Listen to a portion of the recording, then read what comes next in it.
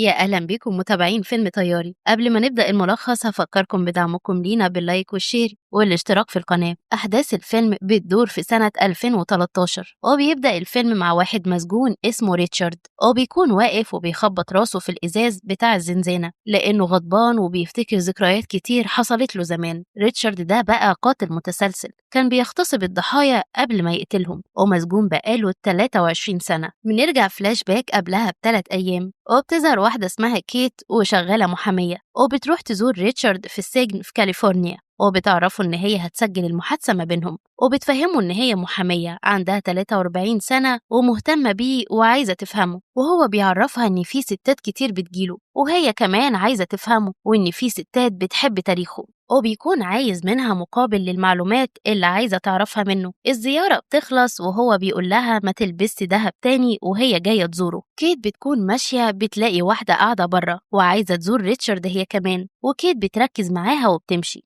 الست دي بقى تبقى مرات ريتشارد واسمها دورين، وشغالة صحفية وبتكتب مقالات في الجورنال وبتدافع فيها عن جوزها. كيت بتروح علشان تركب عربيتها، بتتكلم في التليفون مع مديرها وبتعرفه إن هي محتاجة تكسب ثقة ريتشارد الأول علشان تعرف تاخد منه الاعتراف، وهو بيديها مهلة 4 أيام علشان تجيب له الاعتراف اللي عايزه من ريتشارد، وبيعرفها إن في راجل بريء هيموت لو ما جابتش الاعتراف ده. كيت بقى عايزة تاخد الاعتراف من ريتشارد على جريمة قتل عملها زمان علشان في واحد مسجون في تكساس في القضية دي وهيتعدم مكانه. كيت بترجع أوضتها في الأوتيل اللي نازلة فيه وبتعمل سيرش عن مقالات دورين في الجورنال عن ريتشارد. مامتها بتكلمها في التليفون وواضح إن عندها فقدان في الذاكرة. وبنرجع بالزمن لسنة 1985 في لوس أنجلوس لما كيت كانت لسه في مرحلة المراهقة، ووقتها كان ريتشارد بيعمل جرائم القتل بتاعته، وكيت كانت متابعة الأخبار وكانت متأثرة بالأخبار جدا، وكانت خايفة ريتشارد يوصل لها ويقتلها هي كمان. وكيت كانت قاعدة بتتفرج على الأخبار، وصاحب مامتها وصل البيت وقعد جنبها علشان يتفرج على التلفزيون، وهي اتضايقت منه وواضح إنها ما كانتش بتحبه. وبعدها قامت دخلت أوضتها وقفلت ستارة الشباك، وكانت خايفة وقعدت تسمع الأخبار على الراديو. وفي نفس الوقت ريتشارد كان بيتهجم على بيت ضحية من ضحاياه وكان بيسرق البيت وبعدها اغتصبها وقتلها. بنرجع تاني لسنة 2013، كيت بتروح تزور ريتشارد في السجن، بس المرة دي من غير ما يكون في إزاز ما بينهم. وكيت بتعرف من الحارس إن ريتشارد عنده سرطان، والسرطان خلاه ضعيف عن الأول ومش هيقدر يأذيها. الحراس بيقعدوا ريتشارد على الكرسي وبيكونوا رابطينه بجنازير ورابطينها في الأرض، وكيت بتتكلم معاه عن مراته دورين وبيعرفها إن دورين شغالة في الجورنال وبتكتب مقالات وبتدافع عنه علشان معتقدة إنه بريء، وهو بقى مش بيؤمن بالأبرياء وإن الشيطان على طول جواه. كيت بتسأله عن طفولته وبتوريله ورقة فيها صور وهو صغير ومعلومات عنه، وبتكون عارفة إنه لما كان عنده 5 سنين جاله ارتجاج في المخ، وهو بيفتكر نفسه وهو صغير أما كان بيلعب، وبعدها كان عايز يطلع يجيب الراديو من فوق المكتبة ووقع من فوق.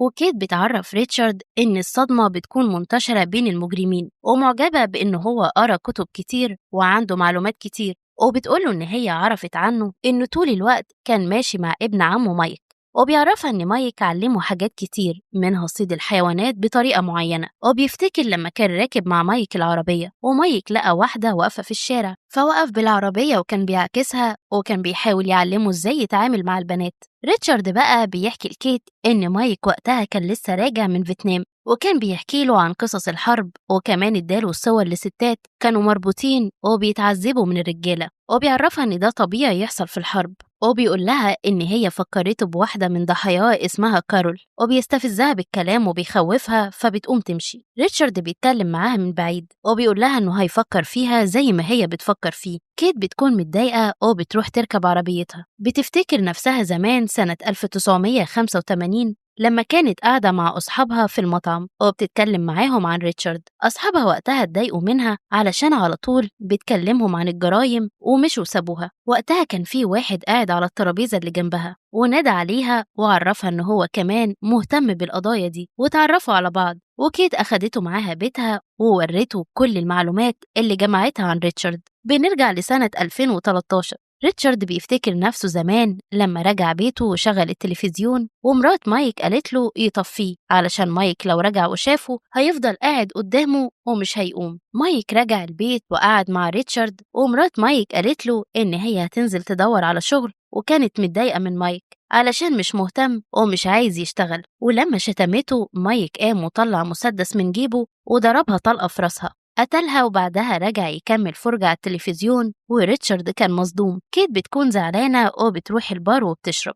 وبنرجع لسنة 85 تاني. كيت وقتها كانت قاعدة مع صحابها بس كانت متشتتة بسبب الجرايم اللي بتحصل، وكانت مأثرة عليها وما كانتش عايزة ترجع البيت علشان صاحب مامتها. في 2013 بقى المدير بتاعها بيبعت لها رسالة وبيعرفها إن هم عندهم أمل فيها وبيكون عايزها ما تخذلهمش. كيت لما بتروح تزور ريتشارد تاني بيكون مستغرب علشان رجعت تاني بعد ما خوفها، وبيقول لها إن البنات اللي بيجوا مرة واحدة بس، وبيجوا علشان يجربوا إحساس إن هم قريبين جدا من حد شرير، ومن بعدها مش بيرجعوا تاني. وبيحكي لها إنه مرة زمان كان ماشي في الشارع ولقى بنت عجبته قاعدة قدام بيتها، ولما رجع البيت البنت كلمته على التليفون وهو اتفق معاها يقابلها في المقابر علشان المكان هادي. وبعدها طلع صور التعذيب اللي مايك كان مديهاله، وبعدها راح قابل البنت لكن ما قدرش يأذيها. وبيعرف كيت إنه كان شايف إنه ما يقدرش يمشي مع شخص بريء كده، وبعدها بقى يسرق علشان يديها هدايا، وكمان كان شاطر جدا في السرقة. وبيكون عايز كيت تحكي عن نفسها هي كمان، وبيعرفها إن هي ما ينفعش تاخد منه الكلام من غير مقابل علشان دي تعتبر سرقة. هي بقى بتعرفه إنها مش متجوزة وما عندهاش أولاد والعيلة آخر اهتماماتها. ريتشارد عايز يعرف هي عايزة منه إيه، وبيعرفها إنه مش ندمان على الجرايم اللي عملها، وبيقول لها إن هو ضحى قصادها بحاجات كتير. بتعرفه إن هي بتحاول تديله فرصة يصلح الموضوع، وإن الناس عارفة بجرايمه بس محدش يعرف هو إيه أسبابه، والناس بقى بتحب تدخل عقل الشخص اللي بيخوفهم، وهو بيكون عارف إنها بتتلاعب بيه علشان عايزة توصل لحاجة. كيت بتستهزأ بيه علشان معتقد إنه هيخرج من السجن.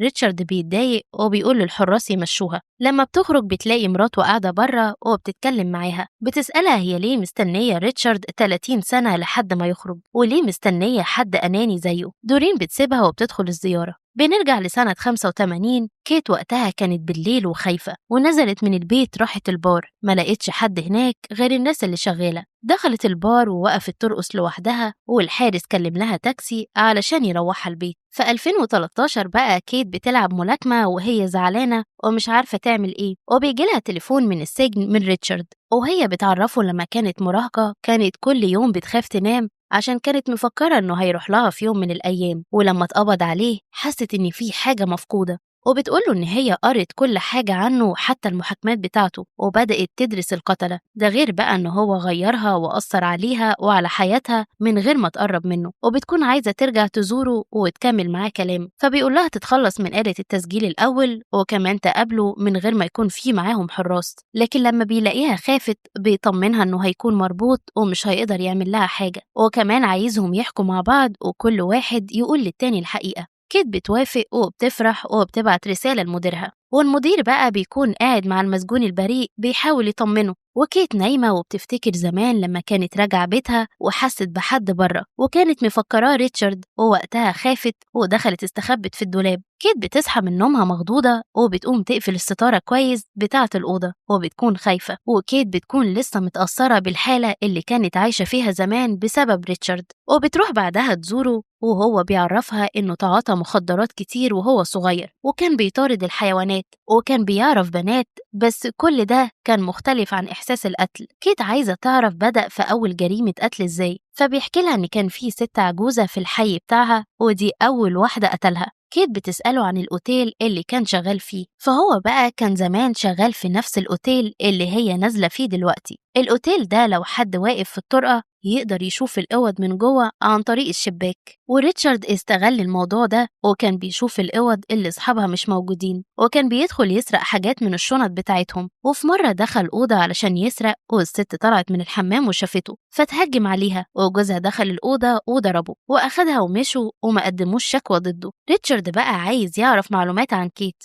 فبتقوله إن في واحد محكوم عليه بالإعدام في تكساس علشان جرايم قتل ما عملهاش، وهو بقى اللي عمل الجرايم دي، وبتفكره بالحادثة وبتعرفوا إن الضحايا كانت أم وابنها اتقتلوا في الأوتيل اللي هو كان بيشتغل فيه، والمسجون البريء ده بقى عمل جرايم صغيرة قبل كده، ووقت الجريمة بقى كان حوالين الفندق علشان كده اتقبض عليه. وبتقوله مواصفات المسجون. ريتشارد بيفتكر المسجون وبيعرفها إنه كان بيدخل يستحمى في الأوض وبيسرق القهوة. كيت بتقوله إن المسجون في مرة كانوا معتقلينه علشان ضرب راجل في البار، واتضح إن الراجل ده متصل بعضو في الكونجرس، والراجل ساعتها وقع وراسه اتخبطت فمات. والمدعي العام كان صديق لعضو الكونجرس وتعامل هو مع القضية بتاعته، بس ما كانش عندهم أدلة كافية لإدانته. وبتحكي له على طريقة قتل الضحايا اللي اتمسك في قضيتهم، وبتقوله إن هم اتقتلوا بنفس الطريقة اللي هو بيقتل بيها الحيوانات، ومتأكدة إنه هو اللي قتلهم. ريتشارد بيقول لها إن مش هو اللي عمل كده، وبيضايقها بالكلام وبينفعل، فالحراس بياخدوه يرجعوه السجن، وكيت بتعيط. ريتشارد بيدخل الزنزانة وبيخبط راسه في الإزاز، وكيت بتروح تلعب ملاكمة وهي منفعلة. بنرجع سنة 1985، بيظهر ريتشارد وهو رايح يشتري الجورنال، وساعتها لقى صورته، والست صاحبة الكشك عرفته من الصورة وبقت تصوت بصوت عالي وقالت إن هو ده المجرم. وريتشارد بقى يجري في الشارع والناس بقت تجري وراه لحد ما واحد ضربه بحديدة على راسه. ريتشارد وقع على الأرض والناس اتلمت عليه والشرطة قبضت عليه. وكيت وقتها كانت قاعدة قدام التلفزيون، وأعلنوا في الأخبار إن الشرطة قبضت على ريتشارد، وصاحب مامتها بقى كان قاعد جنبها واتهجم عليها واغتصبها. وبالليل كيت كانت متأثرة باللي حصل، فخدت سكينة من المطبخ وراحت لصاحب مامتها وهو نايم. في 2013 كيت بتصحى من النوم على صوت التليفون، وبترد بتلاقي مديرها على التليفون وبيعرفها إن الممرضة في المستشفى اتصلت علشان الحارس بتاع السجن كان عايز يكلمها. كيت بتروح المستشفى وبتعرف من الحارس إن ريتشارد ضرب راسه جامد في باب الزنزانة. وكيت بتدخل الأوضة لريتشارد بتلاقيه تعبان، بتتكلم معاه وبتقوله إنها تقوله الحقيقة في مقابل إن هو كمان يعرفها الحقيقة. وبتقوله إن هي لما كانت بتشوف وشه في الأخبار كان بيأثر عليها وكانت بتخاف، وده خلاها شخصية عنيفة. وصاحب مامتها اغتصبها وهي تخيلت نفسها وهي بتقتله، وبتعرفه إن هي طعنته بالسكينة في إيده وهو نايم. وبعدها هو ساب البيت ومشي وما قالش لمامتها حاجة عن اللي حصلت، وهي كمان ما عرفتش مامتها حاجة. ريتشارد بقى قرر يعترف بالحقيقة، وكيت بتطلع تليفونها علشان تسجل الاعتراف. وريتشارد بيعترف إنه قتل الست وابنها، وقتل الست علشان ابنها كان معاق والست كانت بتعامله وحش، وبيرفض يعرفها أي حاجة تانية عن جرايمه، وشايف إن هي نكرة ومتستحقش تعرف حاجة تانية. وبيتعب والأجهزة اللي عليها بتعمل صوت، وكيت بتكون عايزة تفصل الأجهزة عنه بس بتكون مترددة وبتتراجع، والدكاترة بيدخلوا الأوضة فبتمشي. وبتبعت الاعتراف لمديرها علشان المسجون يطلع براءة، والمدير بيكون مبسوط منها علشان نجحت وعرفت تجيب الاعتراف. وكيت بتروح تزور مامتها وبتلاقي على التلفزيون بيذيعوا في الأخبار إن ريتشارد مات. ولحد هنا بيكون الفيلم خلص. وقولولنا بقى لو انتوا مكان كيت كنتوا هتقدروا تقوموا بالمهمة دي ولا هتخافوا؟ لو عجبكم الفيديو ما تنسوش اللايك والاشتراك في القناة، واستنونا في الملخص اللي جاي.